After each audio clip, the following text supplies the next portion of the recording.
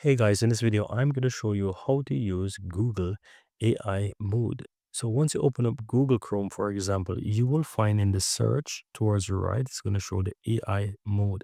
And you can click there to basically use it to search, right? So you can say whatever it is that you want. So this is what the page looks like. And you can just speak to it like ChatGPT or whatever it is. On the right hand side, you have your normal account or the Google apps so that you can access all the apps right here and you have your account just like that.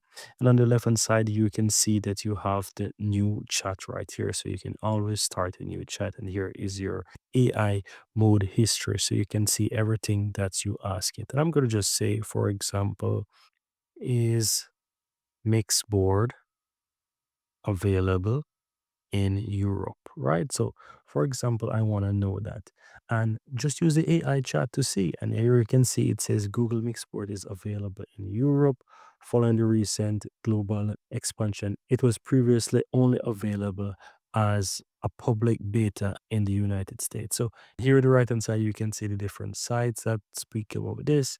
And yeah, this is, let's say, this is one search right here. And if I would like to see the history now, I can click here and I'll be able to see it. So if I click a new chat, for example, I can say something else. And then if I go to AI history, you can see that you'll be able to see the histories that are showing up right here, for example, right? But so that's it. So if you need to use, for example, AI, you can use the Google AI mode to basically chat and ask whatever you need. It's free, it's within your Google account, so you can always use it.